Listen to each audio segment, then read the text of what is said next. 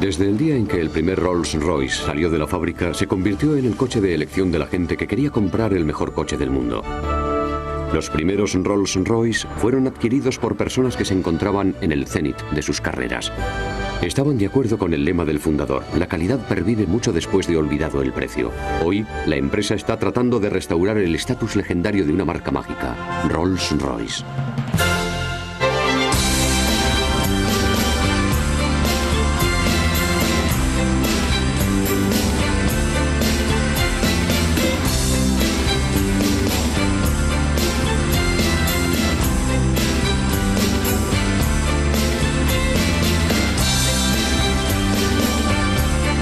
Grandes coches. Rolls-Royce.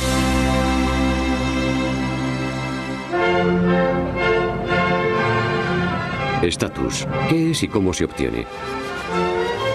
Existe un estatus contemporáneo, del tipo que se obtiene rápidamente y está asociado a la moda, la cultura popular y las tendencias.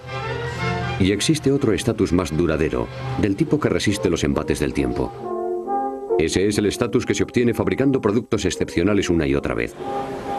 Y es la clase de estatus que ha convertido a Rolls-Royce en el paradigma de la calidad.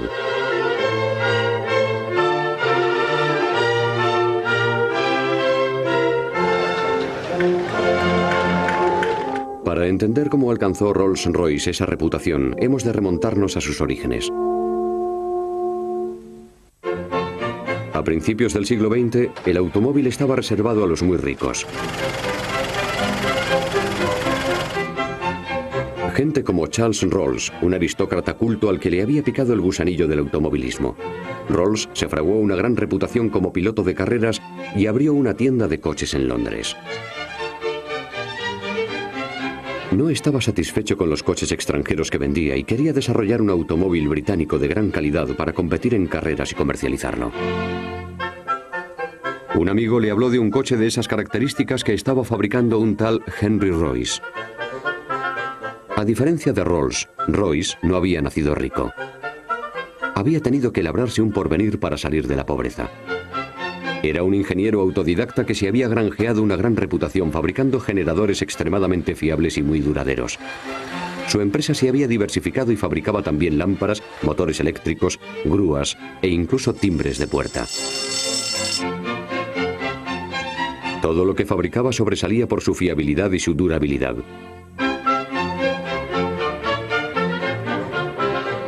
Al igual que a Rolls, a Royce le irritaba la baja calidad de los automóviles de su época. Estaba seguro de que podía fabricar algo mejor. Trabajó durante meses para desarrollar su primer coche, a menudo combinando diferentes componentes.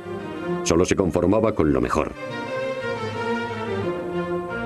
El 1 de abril de 1904 ya estaba listo para probarlo. Se trataba de un prototipo muy serio. Era tan silencioso y estaba tan bien diseñado que a muchos les pareció perfecto. Un amigo mutuo, Henry Edmonds, le habló a Rolls de ese nuevo y extraordinario coche. Le invitó a conducirlo y a conocer al hombre que lo había diseñado. Royce dijo que estaba demasiado ocupado para acudir a Londres, así que se organizó una reunión en el Gran Hotel Central de Manchester. Tras el almuerzo, Rolls se montó en el coche de Royce para probarlo. No era un coche sofisticado, pero era silencioso y funcionaba con suavidad.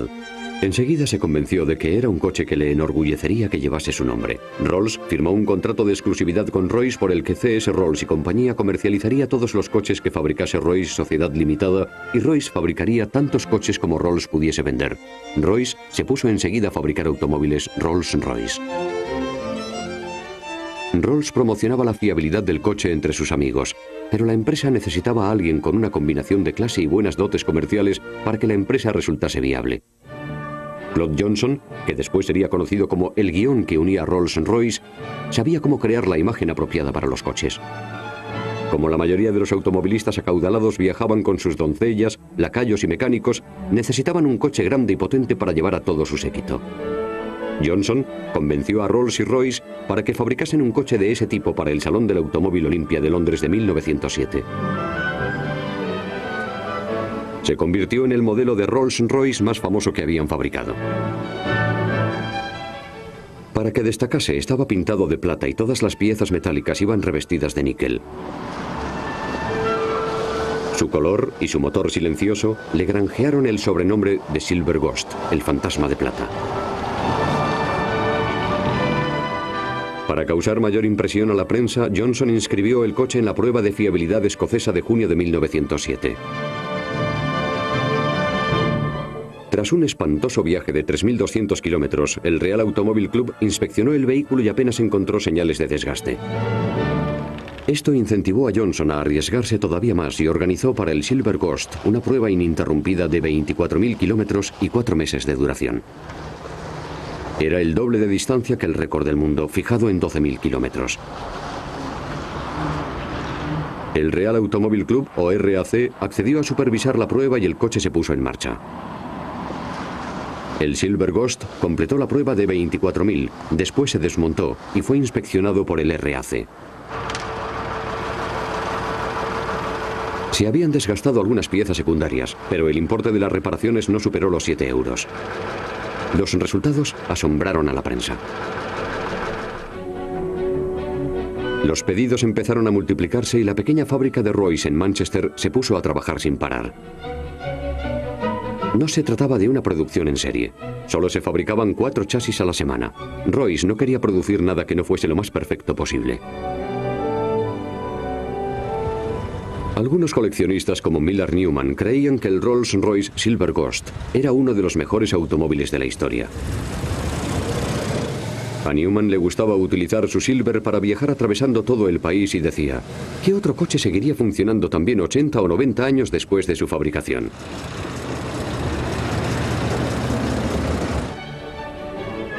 Royce creía que para mantener ese nivel de calidad tenía que concentrarse en fabricar bien un solo coche en lugar de producir varios de forma mediocre. Esta estrategia dio su fruto y en 1908 la empresa se trasladó a una fábrica más grande en Derby. Napier, su mayor rival en el mercado del lujo, pronto quedó eclipsado. Rolls-Royce había llegado a la cima de la montaña del automóvil. Pero Charles Rolls quería llegar más alto, quería volar. Se convirtió en un aviador consumado y fue el primer piloto que cruzó el Canal de la Mancha 2 veces en un vuelo sin paradas. Henry Royce no compartía el entusiasmo de Rolls por los aviones. Pensaba que era demasiado peligroso y se negó a fabricar motores de aeronave. Ignorando la aprensión de su socio, Rolls continuó llevando a cabo hazañas en el aire. En verano de 1910, mientras participaba en un concurso de aterrizaje, Rolls se alzó con el dudoso y triste honor de convertirse en el primer inglés en morir en accidente de aviación. Su muerte fue un gran golpe para la empresa y endureció la postura de Royce en contra de los aviones. Ese mismo año, la empresa pidió a Johnson que combatiese la difusión de adornos de capó inapropiados.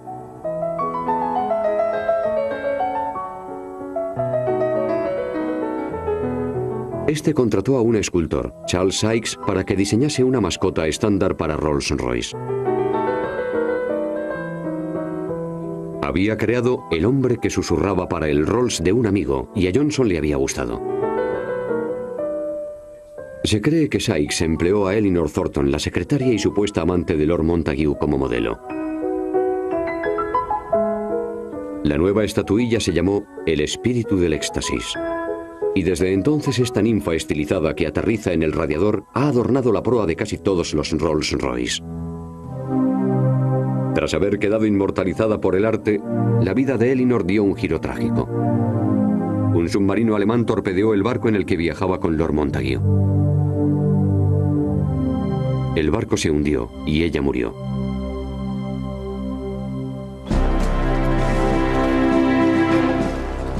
Cuando el mundo se sumergió en la Primera Guerra Mundial, Royce se dio cuenta de que el transporte motorizado jugaría en los combates un papel más importante que nunca.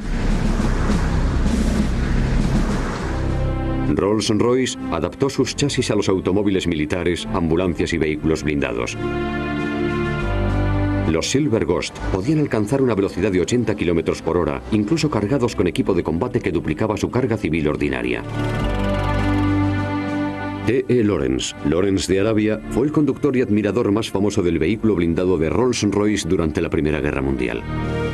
Atribuyó su éxito en la Guerra del Desierto a su flota de Rolls-Royce, que podía cubrir miles de kilómetros sin sufrir ninguna avería técnica. El periódico The Times dijo que era un triunfo de la artesanía inglesa, y el propio Lawrence dijo que en el desierto un Rolls vale más que un rubí. Cuando los Rolls-Royce comenzaron a triunfar en el ejército de tierra, el gobierno pidió a Royce que reconsiderase su oposición a fabricar motores de avión. Cedió solo después de que se le asegurase que le permitirían diseñar un motor que garantizase lo más posible la vuelta a casa de los pilotos.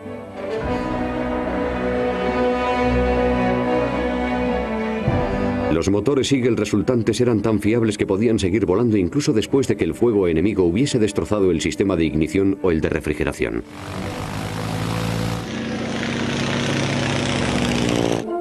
Cuando terminó la guerra, la empresa recuperó un chasis que había guardado y empezó a desarrollar un nuevo coche. El llamado Baby Rolls se lanzó en 1922 e iba dirigido a los automovilistas que querían un coche más pequeño para conducir sin chofer.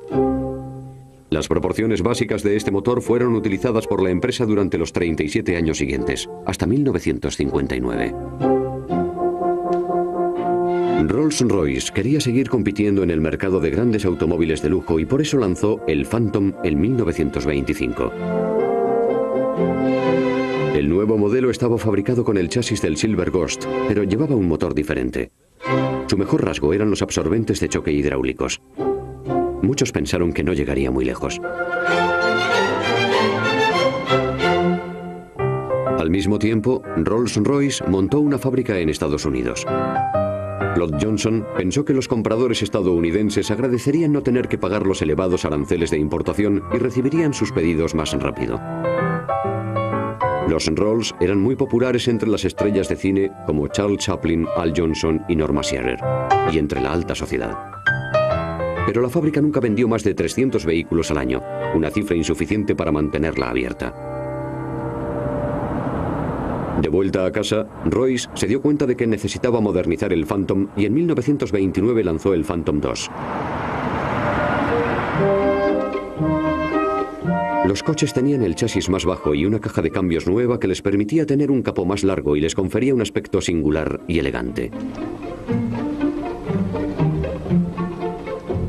Este modelo atrajo a compradores como la actriz Constance Bennett, que buscaban coches con estilo. Quería estar siempre lista para los primeros planos y se tomaba a su belleza muy en serio. Su Phantom II tenía espejos empotrados e iluminados y un tocador con peines y perfumes, los accesorios perfectos para llevar en el coche camino del estreno de una película. Desgraciadamente, a su hijo también le gustaba el coche y una noche lo cogió prestado y se precipitó al mar desde el muelle de Santa Mónica. El coche fue pescado y guardado en un almacén. Años después, J.B. Nethercutt, heredero de la empresa de cosméticos Merlin Norman, lo compró y lo hizo restaurar. Hoy constituye una de las piezas más importantes de la impresionante colección de coches de su museo de Silmar, en California. Royce seguía interesado en hacer crecer su empresa. En 1931 la empresa Walter Bentley salió a subasta pública. Royce pujó con astucia y superó la oferta de su rival, Napier. Ahora el legendario fabricante de coches de carreras y deportivos Bentley pertenecía a Rolls-Royce. Hacia 1933 había transformado un sueño que comenzó con un capital de 70 libras de sus ahorros en una empresa de categoría mundial. Los años de jornadas de 18 horas, a veces más, y su implacable persecución de la calidad le habían envejecido. Le falló la salud y falleció en abril de 1933. Su legado fue su compromiso de fabricar solo lo mejor. Se decía que cuando los diseñadores e ingenieros descartaban algún proyecto decían, eso no le valdría a Henry Royce. Esa orientación perjudicó el desarrollo del negocio y al final el pujante mercado de motores de aviación acabó dominando la empresa. Durante los años 20 y 30, Rolls-Royce había desarrollado motores de avión muy potentes que ganaban constantemente concursos internacionales de velocidad.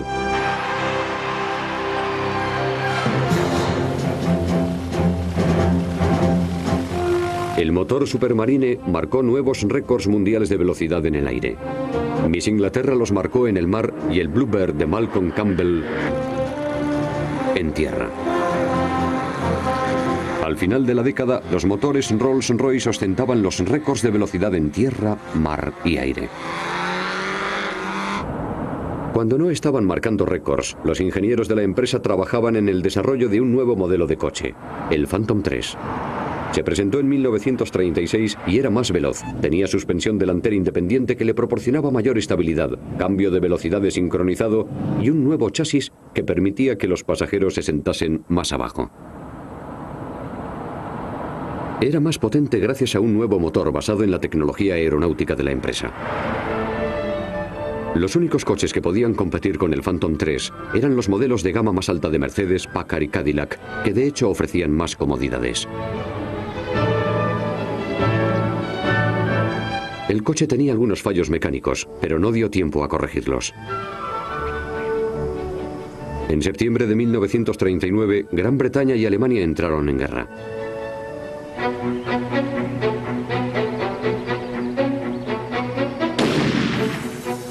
La empresa estaba lista para unirse al combate con un nuevo motor de aviación que había estado desarrollando, el Merlin.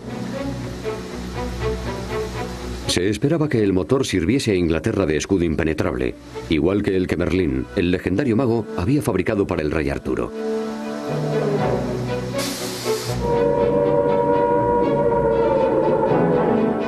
Se puso a prueba por primera vez en verano de 1940, cuando comenzó el ataque de las fuerzas aéreas alemanas y se inició la batalla de Inglaterra. Hitler confiaba en que la Luftwaffe eliminaría con facilidad su único obstáculo en la conquista del mundo, Gran Bretaña. Sus generales planeaban atacar primero a las fuerzas aéreas británicas, la RAF, para luego apoderarse de las rutas marítimas del canal y después lanzar la invasión.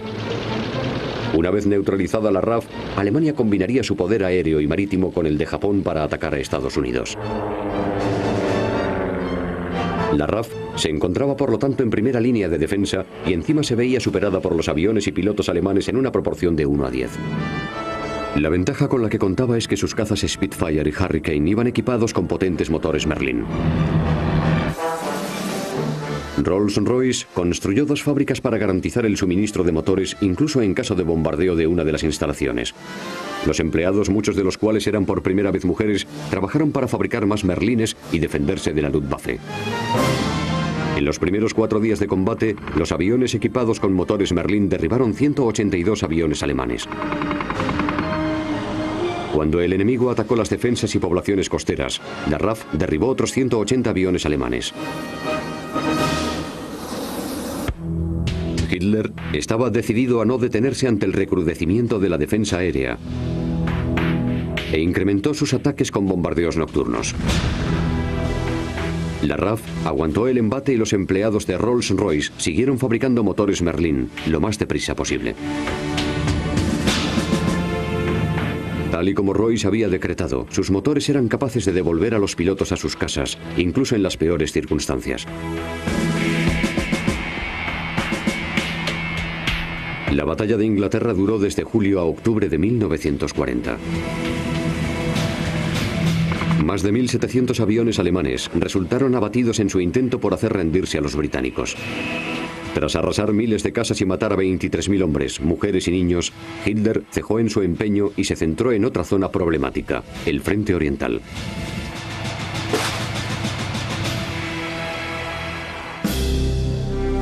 Los aviones con motores Merlin impidieron la invasión de Gran Bretaña, y hay quien cree que salvaron al mundo libre. Como el famoso mago, el Rolls-Royce Merlin había protegido el reino.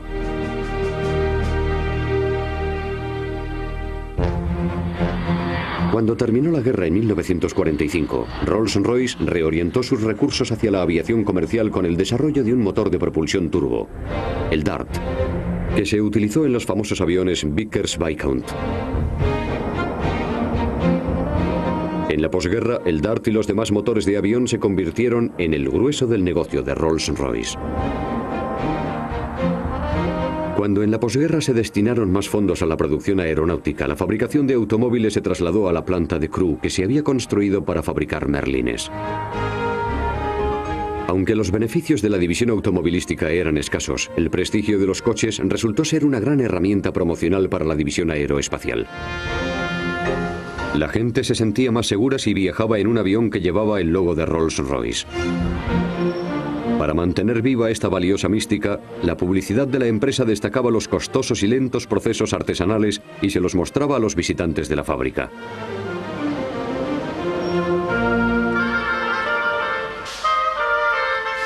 Se les enseñaba cómo se labraban las incrustaciones de madera, para las que se seleccionaban cuidadosamente las vetas que hiciesen juego. Se pulían una y otra vez hasta que acababan reluciendo. Se decía que Rolls-Royce se gastaba una fortuna en conseguir que la madera pareciese plástico, mientras que en Detroit trataban de lograr que el plástico pareciese madera. Para la tapicería se utilizaban solo piezas de cuero procedentes de ranchos inalambradas que pudiesen estropear la piel del ganado. Y el espíritu del éxtasis que adornaba cada radiador seguía tallándose a mano, excepto en los coches que se exportaban a los países árabes. Esta meticulosa atención al detalle contribuía a mantener la reputación de la empresa como fabricante de los coches de lujo más prestigiosos del mundo. Los Silver Cloud, Silver Spirit y Silver Spurs tenían caché, pero los modelos de lujo de Mercedes e incluso japoneses empezaron a seducir a los compradores con una velocidad, comodidad, fiabilidad y extras de los que carecían los Rolls-Royce.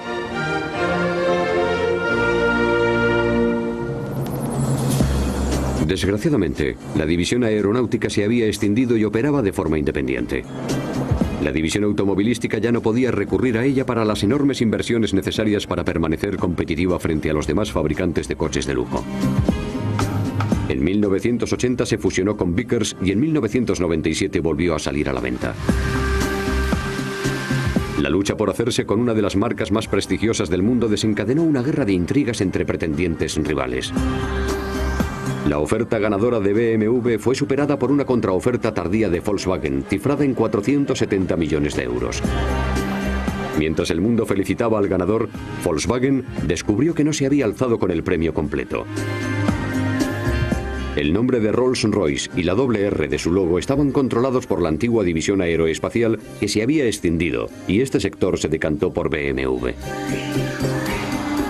BMW les agradeció el favor adquiriendo la marca registrada por 33 millones de euros. En lugar de entablar una batalla legal, Volkswagen llegó a un acuerdo con BMW y se quedó con Bentley y la fábrica de Crewe, a la vez que se comprometía a entregar Rolls-Royce a BMW 3 años después. El primer Rolls-Royce diseñado por BMW apareció en 2003.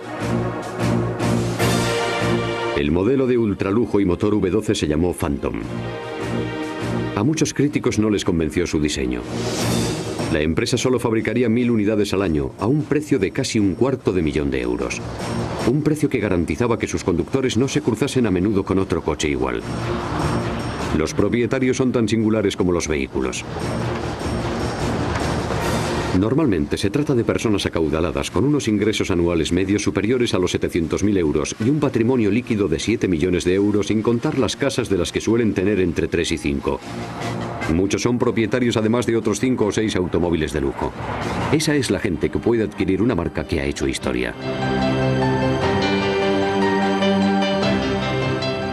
Volkswagen también presentó su nuevo Bentley en 2003, un espectacular turismo deportivo llamado Continental GT. Aunque la renovada rivalidad entre Bentley y Rolls-Royce nunca tendrá consecuencias para casi nadie, siempre resulta divertida de observar.